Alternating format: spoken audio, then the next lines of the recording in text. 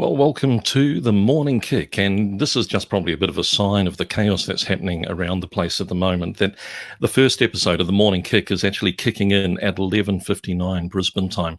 Welcome to our first show. And we're going to be having a talk to a lot of business hosts, specialists, people that can give us ideas of how to navigate what's been happening with COVID-19. Now, very pleased that we're going to be able to welcome one of the founders of Excite Media. Of course, this is where I work in Brisbane, a digital marketing agency that's been going for 14 years. And this certainly doesn't look like the office we're normally in, Scott. Welcome to the show. Yes, thank you, Andrew. Actually, it does look like your office with all the toys in the background. Your office at work is exactly like that, isn't it? It's not too different. I like to feel at home. So tell me, how are you adapting to things in terms of the home work experience? Not too badly. I don't mind working from home generally. I think, as everyone's finding, is when the kids are home, which they have been a little bit, and like all parents, probably struggling to make the decision what to do with the kids. But when the kids are not here, it's no problem at all. When the kids are here, it's a little bit more challenging. But yeah, no dramas at all from connectivity point of view. May need to kick the kids off the Netflix occasionally, but yeah, so far the NBN's holding up. I'm happy in my amazing technology. Eh? Yeah, happy in my little home office. So yeah.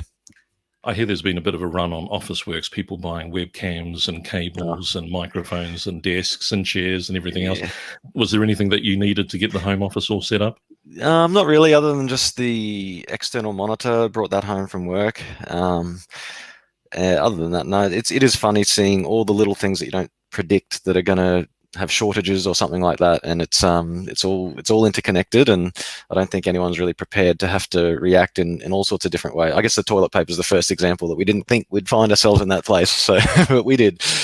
Yeah, you haven't got to the stage that it's limit of 2 squares or anything silly like that. No, I'm waiting for that announcement. Hey, coming back to why we're doing this, the morning kick, it's the whole idea of inspiring business. You're a business owner. You and Nathaniel founded Excite Media how many years ago? End of 2003, we started in business. We had a name change in 2006. So yeah, my maths isn't good, but I think that's 17 years in the web and digital industry. Yeah, so. I heard that we're essentially probably one of the longest running digital marketing agencies in Queensland. When you look around, the landscape's changed over the years. Let's go back and just have a little bit of a friendly reminder of exactly where it all began. Look at that handsome dude. There you go. So, have you any idea about how long ago that might have been?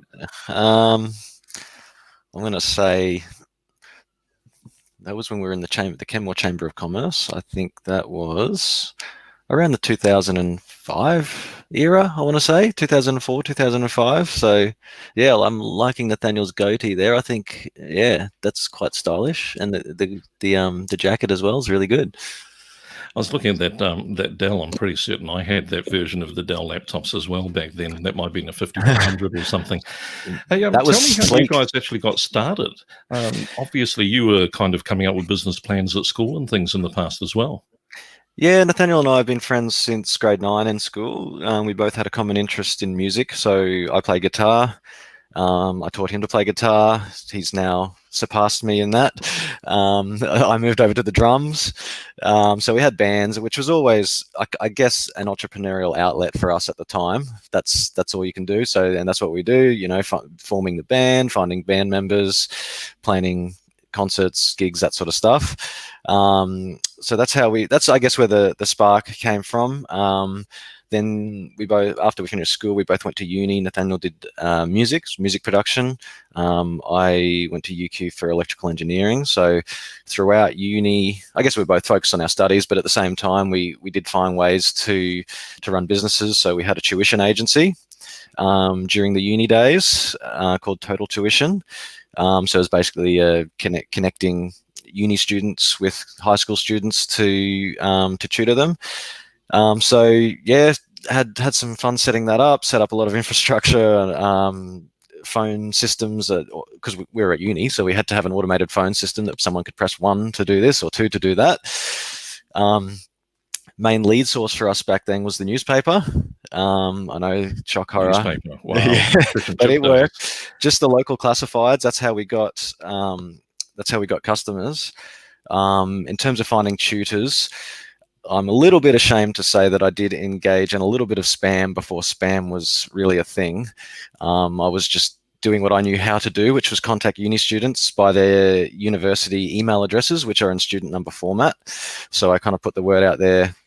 I made an access database that did that, sent out emails, that sort of stuff before that was a wrong thing to do. And that's how we got our tutors. And this is an incredible journey. And I understand that I was a little bit late to the party as far as you actually started doing voicemail messages or telephone messages at one point. Yeah, no, we did. Yeah. So there's all the offline stuff that I guess has faded a bit into the distance. The newspapers, the phone, message on hold, all that sort of stuff. But it's good to not forget about that stuff, because sometimes people forget it exists, but there's still an audience there, and it's just, it's about matching demand. And if there is demand there and your competitors aren't there, it's a good place to be.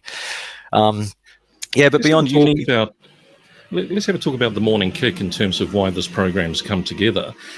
You mentioned going to the Kenmore, I think it was like a business networking group and different things like that. Yep. We feel there's a real need right now for businesses to come together, isn't it?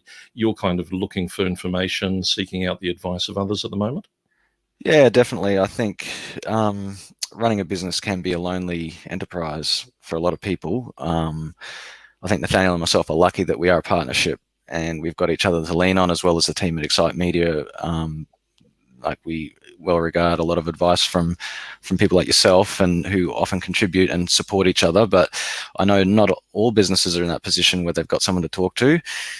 So yeah, I'd like to build a bit of a community around that, particularly at a time like this. There's a lot of information out there. It's hard to decode it. It took me hours to decode the stimulus packages, how it all worked, that sort of thing. If people can help each other with those sorts of things, I think it would be great.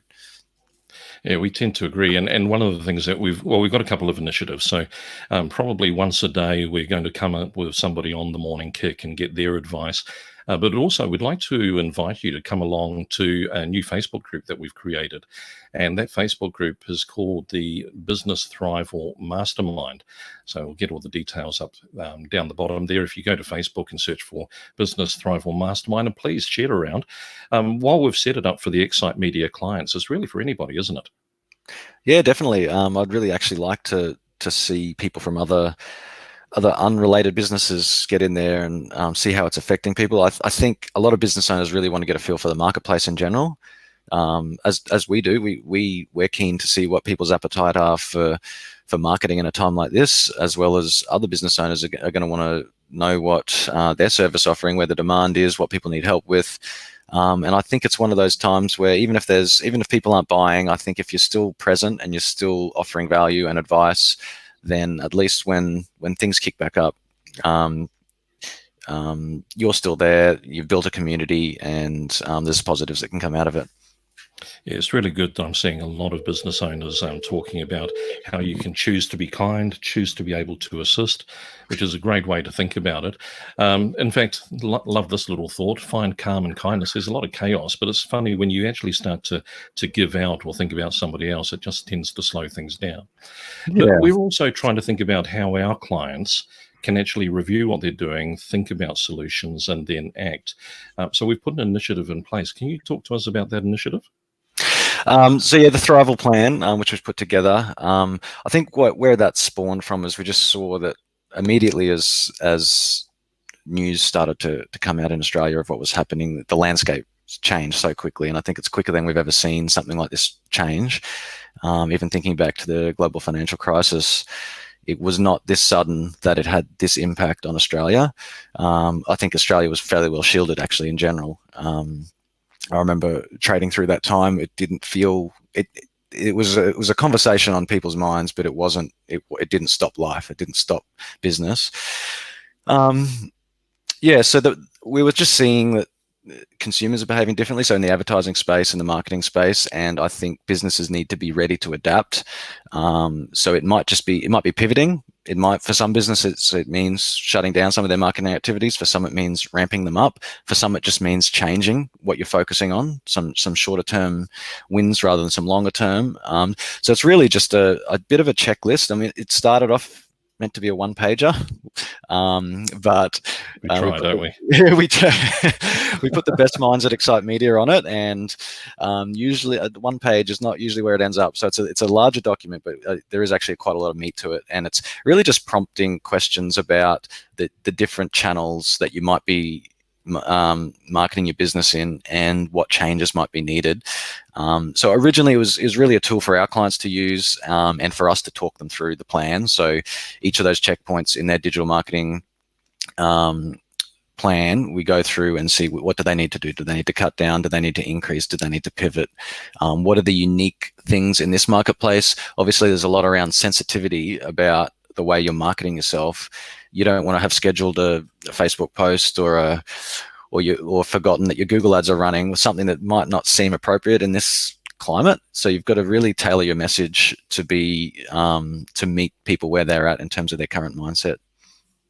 No, it's been really good thinking. And as you say, we've had specialists within Excite Media, people who know what you should be doing as far as getting messages onto your website, people that understand how you should change maybe your Facebook or Google Ads campaigns, and assessing. We've got clients that are pausing, but we've got clients who are ramping up.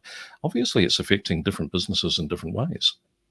Yeah, and as I was saying before, it's the sort of thing that you don't realize how interconnected everything is, and I guess how vulnerable we've built society to be, that we rely on different things until something like this happens. And that's why I think once it's all over, there are going to be positives out of this, and there's going to be such a big learning experience for society about how to have redundancy built into some of the supply chain. All sorts of things are going to come out of this, and I think while it's a terrible thing that's happening and it's disrupting a lot of people, you've got to look at the silver lining out of it, and when things like this happen, people do rebuild and we learn from it. So, can you just share with us, when you're looking at Excite Media's situation, obviously we're trying to take care of our clients first and our staff, making sure that each individual is looked after and we're responding as quickly as we can.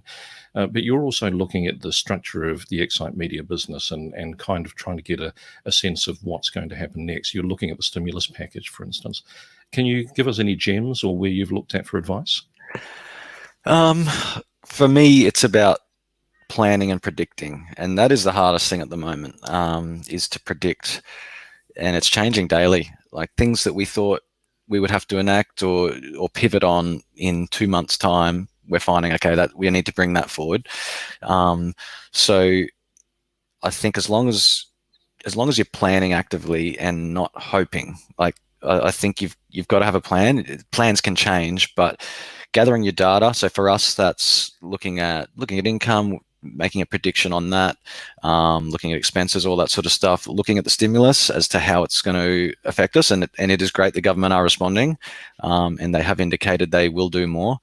So for me, it's about predicting. I'm a numbers person, and it's about prediction and plan. For us, basically, we put a plan together of 3 financial scenarios, that just to make sure we know what we're prepared for and how we're going to respond to it and how we're going to recover from it. So, and be fair to say, one of the things I've admired about the way Excite Media has worked is communication, particularly when you've got a team of people that you're responsible for, just keeping them in the picture and basically trying to be as transparent to provide information without it being alarmist. Yeah, exactly. And usually it's easier than this when there's some kind of issue or semi-crisis in the business. There's a lot more certainty that you can have as a leader about how you're going to respond to it and what the steps are and what the time frame is and the levers that you're going to pull. In this kind of environment, that's really hard because you don't know what levers you can pull. You don't know how the business community is going to react, all that sort of stuff. So I think even communicating that you don't know, but you have run some plans and you've got things that you can do, but just even if the update is we don't know yet, but we are monitoring this, and these are the things we're monitoring, and we'll update you again tomorrow or next week or whatever the time frame you think that people need to hear from you is. That's really good. And I guess just one thing that we're going to close off is, as we go forward, choose to care. Think about your people, your staff. Scott, we're going to be coming back with more guests. Hopefully we'll get you back on the Morning Kick at some time in the future as well. Tomorrow we've got a great guest that's coming to talk to us, and that is Professor Nigel McMillan from Griffith University. A lot of people that are wondering exactly what's the vaccine, what's the cure, how does this all work? So Nigel McMillan's offered to come on and answer some questions. I hope that you'll be able to join us on the Morning Kick. Now, this video is going to be available on LinkedIn, YouTube, Facebook. Please feel free to share, and we'll try to promote who the guests are. Already, we've got 9 episodes lined up, ready to keep you informed about things that we think that can help your business. Really appreciate that you've spent some time with us this morning, and we'll be back with the Morning Kick tomorrow.